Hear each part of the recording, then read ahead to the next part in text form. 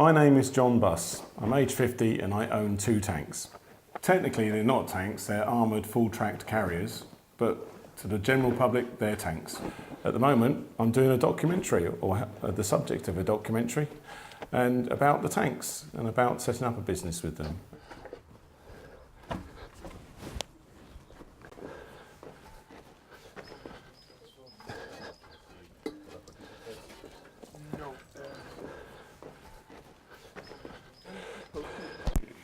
Hang over here.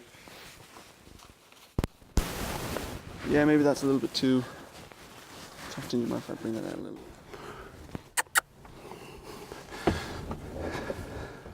Well, this is an FV432 armoured personnel carrier. It's actually a 436 because it's been modified to be a mobile armoured command post. It's an armoured tracked vehicle. It's technically not a tank because it hasn't got a turret with a gun on top of it.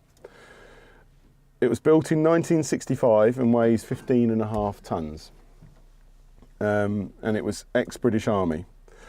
It didn't do much in its working life except sit in storage, waiting for a war with the Soviet Union, where it was going to be sacrificed on the plains of Eastern Germany against the hordes of communist armoured vehicles and armoured divisions. It's very easy to drive, relatively easy to maintain, although very expensive because obviously the parts now are very difficult to get hold of.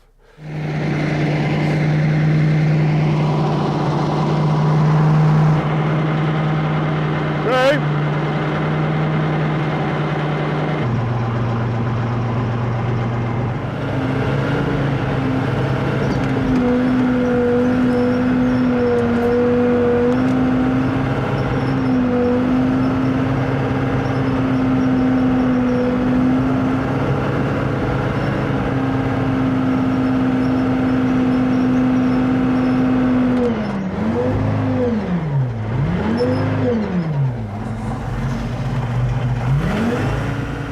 Well, the initial plan was to just go and have a look. I had already bought stuff from the auction site, the ordinary stuff such as tarpaulins and other military equipment.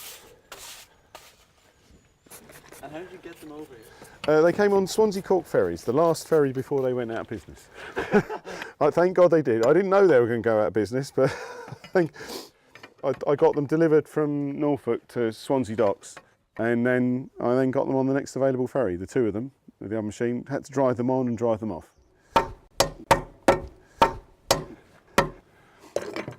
Now, stand back, this is heavy. Well, we drove them on last, so no one saw them, and they were right at the back of the machine after all the public had got on. But in the morning, I was allowed to go down 10 minutes before everybody else so we could warm them up. And so we had them going, and you heard the noise they make, yeah. And they were at the back, and all the fire doors were open, and the public came down to their cars, and there were just people queuing up to take photographs and selfies and stuff like that. It was great crack. This is not like.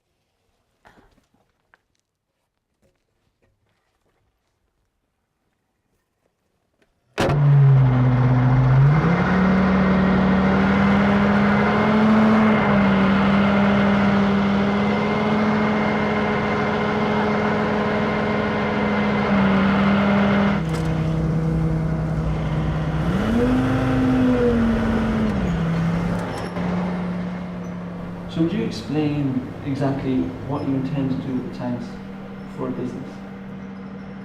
Right, well, what I'm basically going to do is use them for events. I'm hoping to advertise them to corporate bodies, companies, organisations, and take them out and take lads out and girls for an afternoon or even a whole evening or overnight event involving camping, playing at being soldiers, getting themselves damp, wet, dirty, muddy, stressed, tired, and a nice breakfast afterwards. You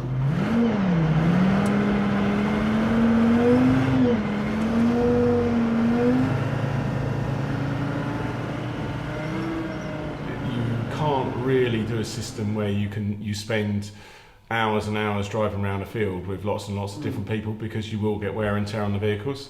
As a one-off, as a special birthday present for someone, or a special event or something, or if someone offered me enough money, then obviously you'd do that. I have had the Vehicle Standards Agency have approached me and said how would, if they had to give people driving lessons in tanks, perhaps we'd be able to do that. But I think that's a bit far-fetched, especially seeing as that's a works vehicle. So in Ireland it's classed as a works vehicle, so you only need to be able to drive a tractor to drive it, which is ridiculous, but that's the law. How does it actually feel driving the tank? Like, what's the experience like from your point of view? It's good fun. Yeah. It actually is good fun. Now I think if you were driving them day after day, it would just become a job. It's because it's unusual. It is good fun, and they are difficult. I mean, the tanks are very easy to drive because they just 2 levers, pull a lever to go right, pull a lever to go left, pull the levers back to stop, let them go to go. It's very easy to drive, but it's actually quite mentally challenging to drive it well and drive it safely. And there's a little bit more, just the way it's big, and you get the feeling of it's a big machine, and it's noisy and it's loud and it's uncomfortable, so it's a challenge.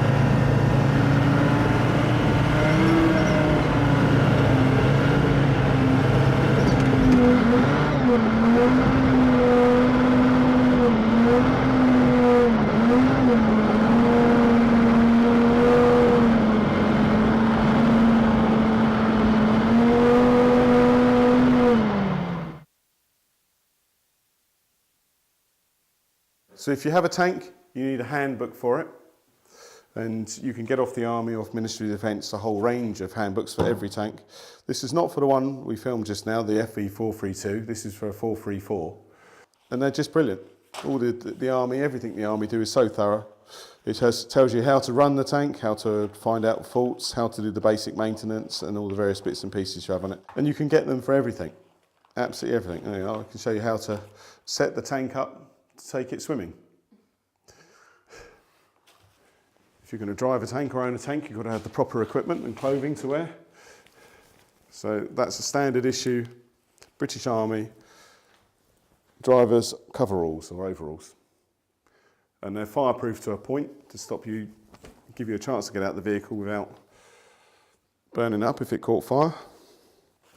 And in wartime, you'd be expected to wear standard British Army multi-terrain pattern camouflage. This is the very latest pattern of camouflage. So in wartime, one of those vehicles will be equipped with a light machine gun firing 7.62mm light machine gun rounds. They're not live. And if you manage to get hold of one, most tank crews would try and ditch the light machine gun and get themselves a 50 caliber heavy machine gun to mount on the roof.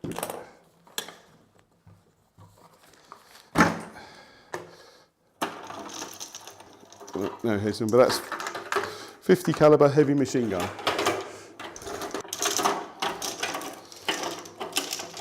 And 50 caliber round will go about 5 miles before it drops to the ground, and it will go through block work. So it'll go right through one side of a house and come out the other. So every crewman will be issued with this. So it says helmet. It's a ballistic helmet, but it won't stop a bullet. So a bullet would go straight through that. Oh, it's gone. You can see it's gone mouldy in storage. They tend to go mouldy, but you can just clean them off. And then there's his radio set. If I can get it in there. But there's your headphones. They sit on nicely, and I can't hear a word anyone would say now. The helmet clips over the top.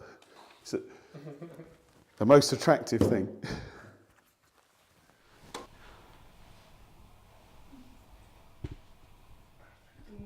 My dad did 24 years in the army, and then he became a music teacher after that. So when I was born and grew up, he was a teacher, he wasn't in the army. But every year he would go to the commemoration of the Korean War in London in St Paul's Cathedral, so I'd go along, tag along to that, because he was quite relatively famous from the Korean War as well. And his regiment were the Gloucestershire Regiment. They in April 1951, they fought an entire Chinese army to a standstill. 600 of them were killed. 600 were either injured, killed, or captured, and most of them captured. And my dad spent 2.5 years in a communist Chinese prisoner of war camp afterwards. He was the drum major of the regiment, so he was in charge of the drums and bugles. And their job was to protect headquarters in wartime. But near the end of the battle, the Chinese didn't have radios or high-tech equipment, so they used trumpets and bugles to signal between units and signal attacks and signal retreat and all this sort of stuff. And so the noise when they were on their final hill being surrounded after 4 days, the noise was terrible. So the commanding officer had said, do we have a British bugle that could reply to this noise? And so my dad was 6'4", wouldn't have one of his drummers play the bugle, so he took the bugle off him and stood outside his slit trench and played the bugle. And he played every single call in the British Army bugle manual from start to finish in order, except that he played the last post at the end. People know the last post from funerals, and then he played the long reveille, which is the most complex bugle call you can do. And he played it in the direction they thought the relief was coming in. There was supposed to be a relief column fighting its way through to them, but it didn't get through to them. And when he finished, allegedly, everything was quiet. All the gunfire had stopped, everything had stopped, and all the Chinese bugle and trumpet calls had stopped, and there was total silence for a minute or two. And then the battle started again. And then a short while later, they decided to try and get off the hill, so the wounded were abandoned in the care of a medical officer, and they all tried to escape off the hill, but most of them got captured, including my dad.